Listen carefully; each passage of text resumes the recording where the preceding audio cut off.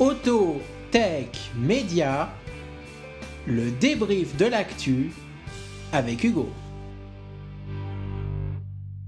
Bonsoir à toutes et à tous et soyez les bienvenus dans le débrief de l'actu, votre émission 100% actu. Ravi de vous retrouver en ce mardi 4 juillet 2017. C'est la deuxième émission de la saison et pour cette nouvelle édition du débrief de l'actu, on a apporté quelques petites modifications à l'émission. J'espère que vous allez adorer ces modifications. D'ailleurs, dites-le nous avec le hashtag LDA. Ça se passe sur les réseaux sociaux, Twitter, Facebook et Google+. Allez, on y couvre le sommaire. Au sommaire de ce deuxième débrief de l'actu de la saison, ce mardi 4 juillet 2017, dans la planète média, on va faire le point sur les audiences d'hier soir. Et oui, quels ont été les programmes qui ont fait le plus d'audience en prime l'après-midi, mais aussi en access et en deuxième partie de soirée. On fera le point dans un instant dans la planète média. Dans l'actualité média également, on vous a parlé du mercato hier dans le débrief de l'actu. Eh bien, je vais encore vous parler du mercato aujourd'hui, vu que Anne Roumanoff a été écartée de la grille de rentrée d'Europe 1 et sera remplacée par Mathieu Noël. Je vous en dis plus dans un instant. Je vais également vous parler de la présentatrice, non pas de la nouvelle star en prime, mais plutôt de l'after de la nouvelle star, le programme qui sera donc diffusé à la suite de la nouvelle star, et c'est Erika Moulet, oui, l'ancienne chroniqueuse de TPMP, qui sera donc aux commandes de l'after de la nouvelle star. Je vous en dis plus, bien évidemment, dans un instant, dans le débrief actu de ce mardi soir. Je vais également vous parler de la diffusion du nouveau feuilleton quotidien de France 2 qui devait être diffusé à la rentrée 2017. Et bien finalement, ça sera diffusé pas avant la rentrée 2018. Je vous en dis plus, bien évidemment, tout à l'heure. Et enfin, je vous parlerai de l'hommage national à Simone Veil et France 2 qui bouscule ses programmes dès demain matin à 10h30. Je vous en reparlerai, bien évidemment, dans l'actu média. Et chaque mardi, je vous retrouverai, oui, je vous parlerai de l'agenda TV. Et l'agenda TV, c'est quoi? Eh bien, c'est tout simplement les programmes qui seront diffusés dans 3 semaines à la télé. Je vous en parlerai, bien évidemment, tout à l'heure. Dans l'actualité automobile, ce soir, je vais vous parler d'un concept que Volkswagen a dévoilé en catimini. Aujourd'hui, c'est le concept Gen E. Je vous en parlerai, bien évidemment, tout à l'heure, un concept qui pourrait préfigurer une future Golf 8, oui, c'est possible. Je vais vous parler d'une des nouveautés du salon de Francfort 2017 qui aura lieu à la rentrée. C'est la Subaru Impreza qui sera présentée pour la première fois en Europe. Et en parlant d'Europe et de France, exactement, je vais vous parler de Citroën qui va revoir sa gamme à l'avenir. Et oui, Citroën va réduire exactement sa gamme. Je vous en parle de cette info tout à l'heure.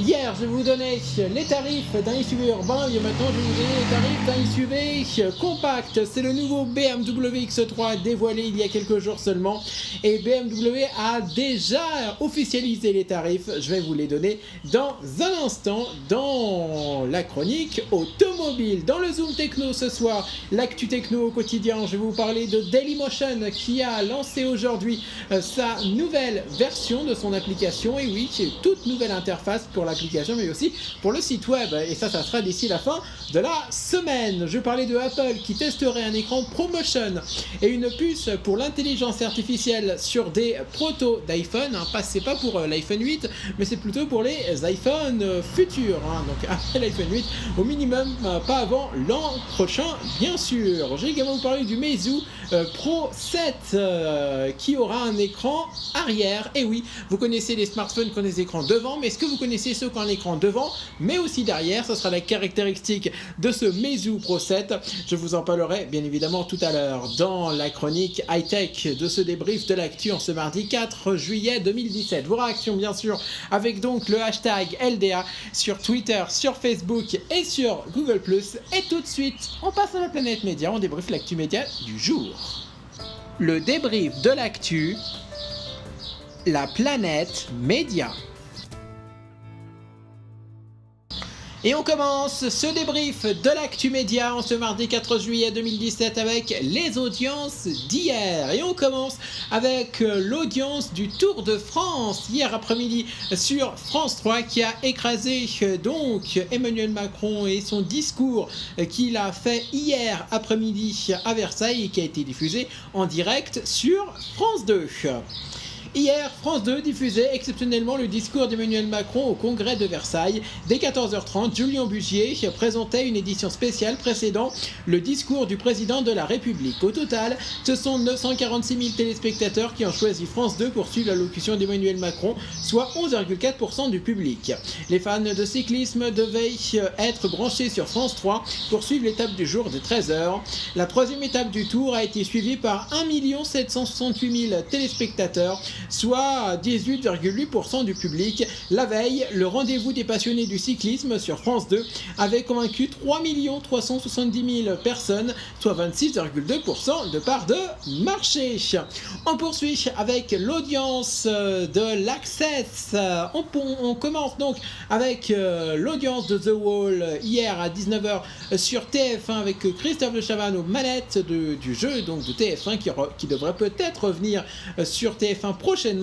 2 845 000 téléspectateurs et 19% de part d'audience. France 2 en deuxième position hier soir avec N'oubliez pas les paroles et Nagui qui a convaincu 2 830 000 téléspectateurs et 17,9% de part d'audience. Le 19-20, la tranche d'information de France 3 a convaincu 2 664 000 téléspectateurs et 16,1% de part d'audience.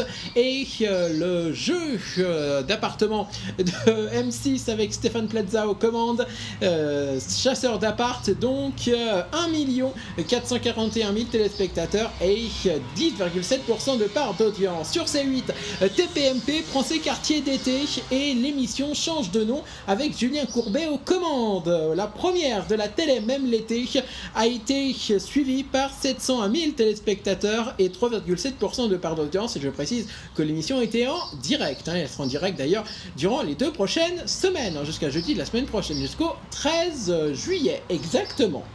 Et sur W9, il y avait donc la télé-réalité de Moundir, la deuxième saison de Moundir et les apprentis aventuriers, l'épisode de 20h, qui a convaincu 800 000 téléspectateurs et 3,8% de part d'audience. On poursuit avec les audiences Prime, cette fois-ci sur la TNT, et on commence avec Arte qui a programmé un film qui s'appelle Les AFA meurent, et qui a réuni 1 125 000 téléspectateurs et 4,9% de part de marché. Et on poursuit avec France 5 en deuxième position hier soir avec le téléfilm Les Passeurs qui a convaincu 1 049 000 personnes pour 4,6% du public. On poursuit avec TMC et un film Témoin gênant, il s'appelle ce film, qui a été diffusé hier soir sur la chaîne de la TNT du groupe TF1 et qui a captivé 579 000 téléspectateurs, soit 2,6% de part de marché. C8 diffusait hier soir le film Brick Mansions et ce film diffusé donc hier soir sur C8 en prime juste après la télé même l'été a convaincu 535 000 téléspectateurs, soit 2,4% de part de marché. On poursuit avec NT1 qui misait hier soir sur le film, oui beaucoup de films hier soir à la télévision sur la TNT, c'était Yamakasi chez les samouraïs des temps modernes et le film y a réuni 517 000 téléspectateurs et 2,3% du public. Comme tous les lundis sur Énergie 12, c'était Crime narré par Jean-Marc Morandini et Crime malgré que ça soit une rediffusion hier, ça a réuni quand même 505 000 personnes, soit 2,3% de part de marché. On poursuit avec un autre film diffusé sur W9, The Riot Club, qui a séduit 485 000 téléspectateurs, soit 2,2% de part de marché sur W9. Donc, on poursuit avec un téléfilm sur HD1, Une famille formidable, a captivé donc 400 61 000 téléspectateurs, soit 2,1% du public. Sur France 4, il y avait un programme inédit, un spectacle inédit, c'était Signé Taloche, la grève de l'ennemi public, qui a donc captivé 351 000 personnes, soit 1,5% du public. On poursuit avec Sister, qui misait elle sur un film nommé À coup sûr, qui a séduit 321 000 téléspectateurs et 1,4% du public. La chaîne de documentaire du groupe Next Radio TV RMC Découverte diffusait hier Car SOS. C'est un documentaire qui a séduit 275 000 téléspectateurs et 1,2% du public. France O misait sur un téléfilm hier soir, Le Prince du Pacifique, qui a séduit 240 000 personnes et 1,1% du public. C-Star diffusait hier soir un documentaire nommé American Pikers, chasseurs de trésors, qui a attiré 221 000 téléspectateurs, soit 1% de part de marché. Chérie 25, la chaîne du groupe Énergie,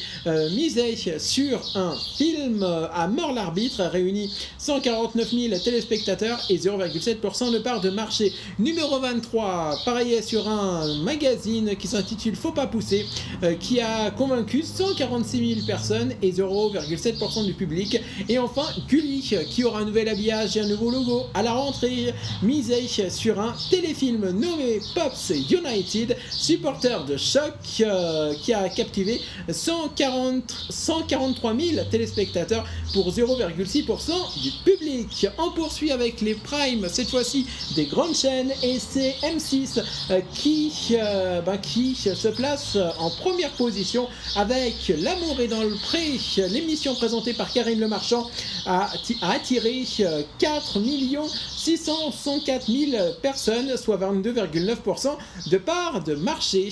Et pour comparaison, l'émission de la semaine dernière, de lundi dernier, a réuni 4 502 000 téléspectateurs et 21,3% de part d'audience. C'est donc une audience en hausse pour L'amour est dans le pré sur une semaine. Deuxième position pour TF1, qui proposait la série américaine Esprit criminel, qui a séduit 4 314 000 personnes et 19,5% de part de marché. Sur France 2, il y avait également une série Major Crimes qui a attiré 2 383 000 téléspectateurs et 10,3% du public. Et enfin, France 3 proposait un film nommé Les Fugitifs, qui a convaincu 2 136 000 téléspectateurs, soit 9,3% du public. Et sur M6, en deuxième partie de soirée, il y avait une rediffusion des Portraits de l'amour est dans le pré à 23h20, qui a réuni 974 000 téléspectateurs et 13,3% de part de marché. Voilà, retour demain soir dans la troisième du débrief de l'actu de toutes les audiences de la veille. Dans le reste de l'actu média, on va parler de Anne Roumanoff, écartée de la grille de rentrée d'Europe 1 et qui sera remplacée donc par Mathieu Noël. Selon le Figaro, les grandes manœuvres se poursuivent à Europe 1. Anne Roumanoff serait écartée de la grille de rentrée.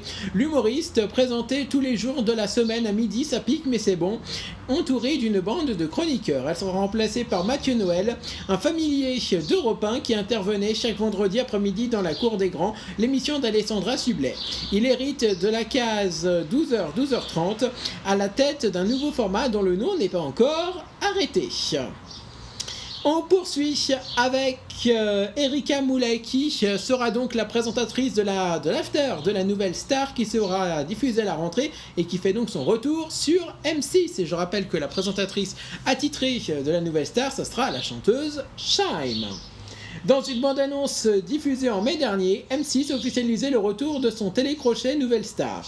Alors que l'on connaît désormais la présentatrice, Shaim, et les membres du jury, Benjamin Biolay, Cœur de Pirate, Nathalie Nouanek et Dany Sainté, on sait qui présentera l'after de l'émission. Selon Pure Média, M6 a choisi l'ancienne chroniqueuse de TPMP, Erika Moulet. L'ex-journaliste de LCI était déjà dans le groupe, et précisément sur W9, où elle a présenté en décembre 2016 les W9 d'or, et en février le prix Talent W9. Notons qu'elle succédera à Enora Malagré qui animait l'after de la Nouvelle Star lorsque Cyril Hanouna présentait l'émission sur D8, l'ancêtre de C8. On poursuit avec la diffusion du nouveau feuilleton quotidien de France 2 qui a été repoussé de plusieurs mois. Ce feuilleton ne sera pas programmé avant septembre 2018. Il faudra donc attendre une bonne année supplémentaire. Dans les prochains mois, les téléspectateurs de France 2 découvriront le nouveau feuilleton quotidien de la chaîne. Initialement prévu pour être programmé au début de l'année prochaine, le programme ne sera diffusé qu'à partir de la rentrée 2018-2019. Selon Satellifax, ce décalage est dû au studio que France Télévisions va installer sur 16 000 m² à Vendargues, en banlieue de Montpellier.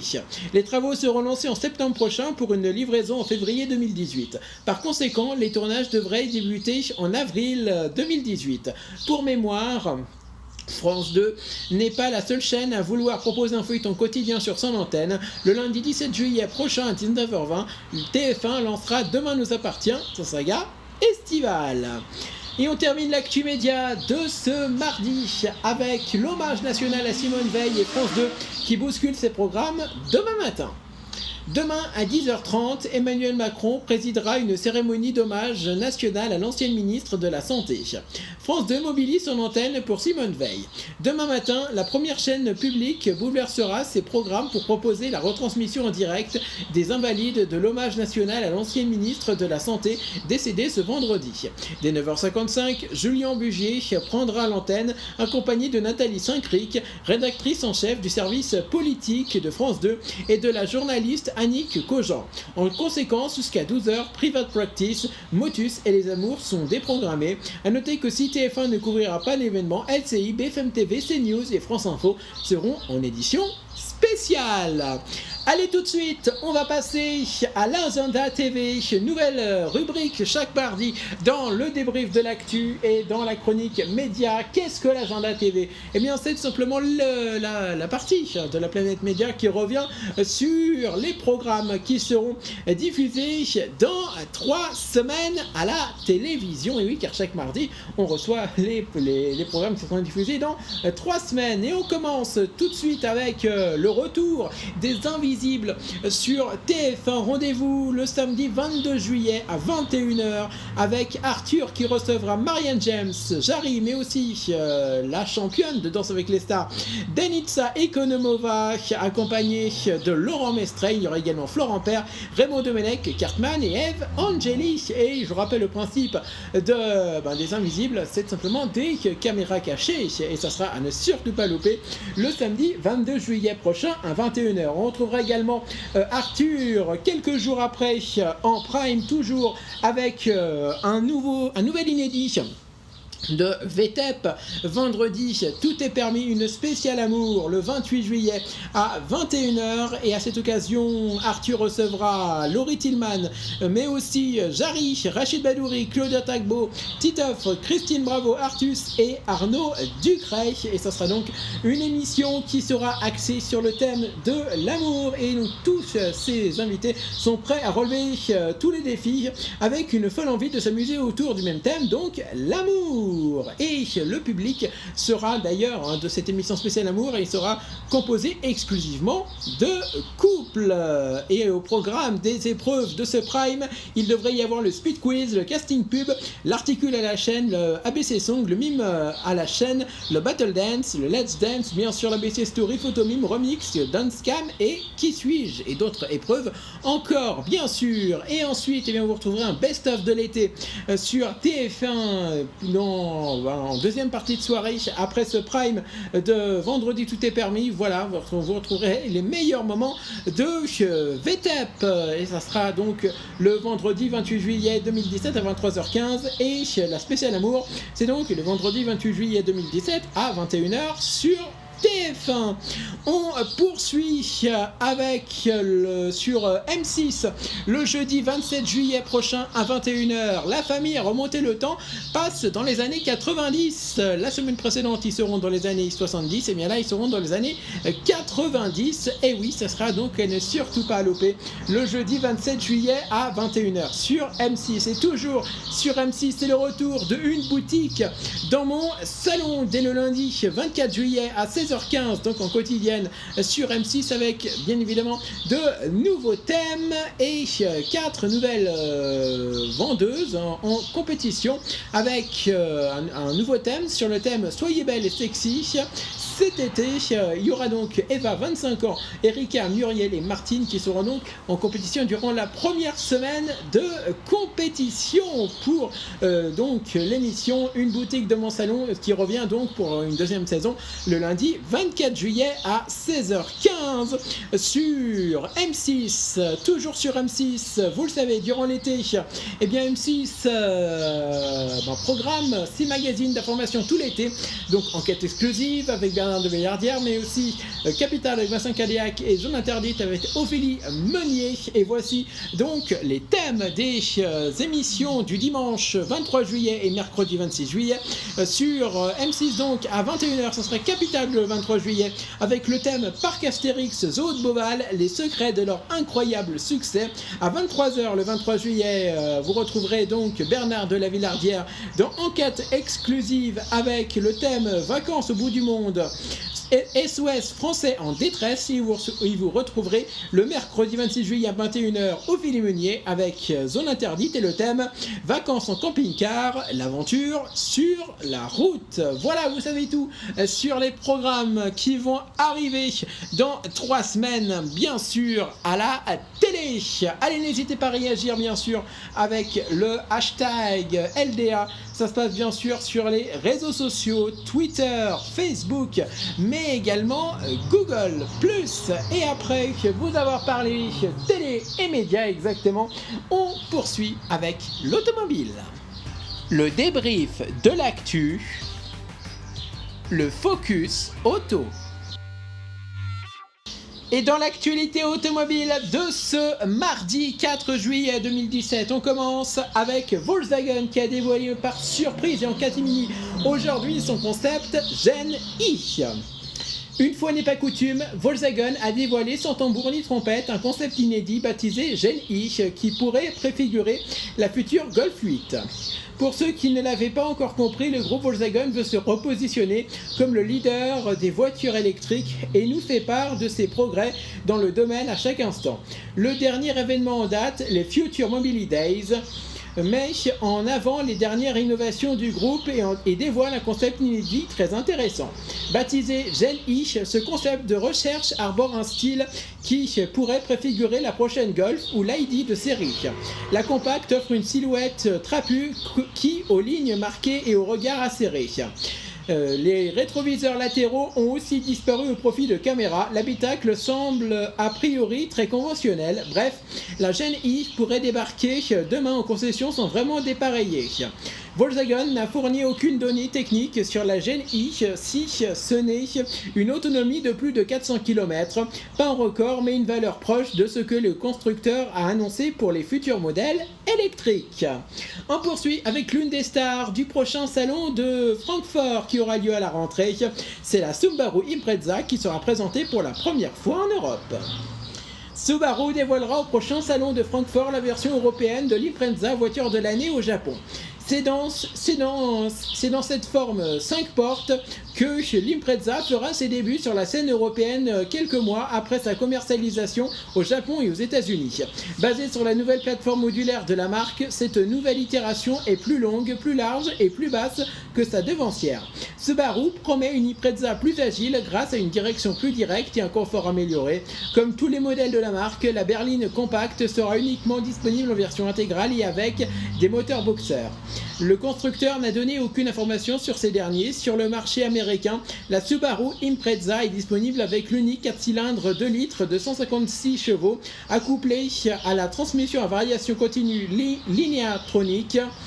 Côté assistance à la conduite, l'Iprezza offrira son système de caméra stéréoscopique EyeSight en série. On poursuit avec Citroën qui pourrait réduire prochainement sa gamme de modèles. Pour enrayer la baisse de ses ventes mondiales, Citroën pourrait prochainement décider de réduire sa gamme de modèles. Citroën annonce du changement. Le constructeur français devrait prochainement procéder à une refonte de sa gamme en réduisant le nombre de ses modèles. C'est du moins ce que laisse aujourd'hui entendre la présidente de la marque, Linda Jackson. À l'avenir, il y aura 8 silhouettes, sans compter les fourgonnettes et la C1. A ainsi déclaré la dirigeante, chaque silhouette sera multirégionale. L'objectif est de vendre 45% de nos voitures hors d'Europe d'ici 2021, a-t-elle poursuivi. Le nouveau Citroën Cross sera par exemple vendu dans 6 régions du monde. Nous avons actuellement 14 silhouettes et nous allons réduire cela. En 2016, la marque au chevron a vu ses ventes mondiales reculer de 1,72% malgré le lancement de la nouvelle C3 et une bonne santé en Europe, plus 4,3% avec 762 000 unités. L'heure est donc à l'action. On poursuit avec les tarifs du nouveau BMW X3 dévoilé récemment. Il sera disponible à la commande à partir de 51 900 €. Voici tous les tarifs du dernier BMW X3 pour les versions disponibles au moment de sa commercialisation à l'automne 2017. Tout juste dévoilé, la 3e génération de BMW X3 révèle maintenant ses tarifs. Il arrivera en concession à l'automne 2017 avec 3 motorisations comprenant 2 diesel, 20D et 30D, et une version essence signée M Performance 40i. Le prix de base est de 51 900 € avec le diesel 4 cylindres 2 litres de 190 chevaux et la finition d'entrée de gamme Lounge. Toutes les motorisations sont obligatoirement associées à la transmission intégrale X-Drive et à la boîte de vitesse automatique à 8 rapports BVA8. Le surcoût par rapport à la précédente génération à finition, transmission et motorisation équivalente s'établit autour de 3 500 € en entrée de gamme et peut descendre sous les 1 000 € sur les finitions supérieures. Un écart justifié par un contenu technologique supérieur et une qualité perçue en hausse. Les concurrents Mercedes GLC et Audi Q5 se positionnent à des tarifs inférieurs de respectivement 3 350 € et 3 850 € à version comparable de puissance et de niveau d'équipement. 4 finitions sont proposées sur le nouveau BMW X3, Lounge, X-Line, M-Sport et Luxury.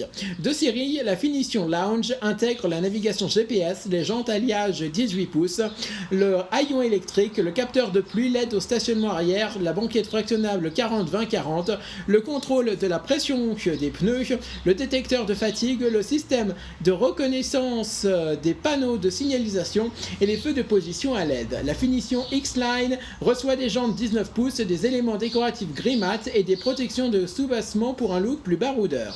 Les sièges à châssis cuir et tissu. Sur la Luxury, les éléments de protection et de décoration extérieure sont chromés et la sellerie cuir est incluse. Plus sportive, la déclinaison M Sport oublie quelque peu la protection de sa carrosserie pour un look plus dynamique.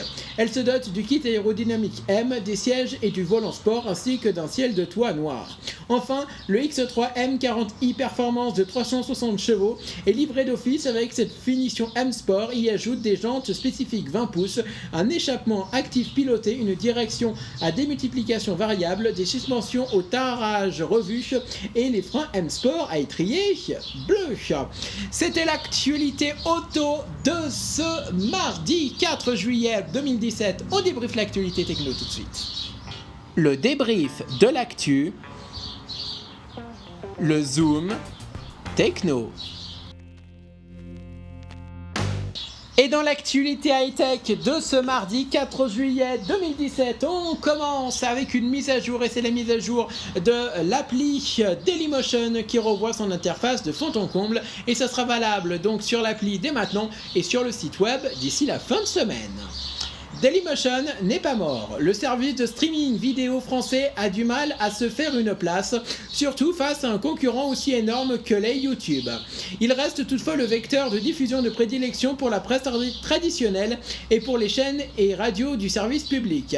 Et avec sa toute nouvelle app iOS, le service espère retrouver une place sur votre iPhone ou iPad.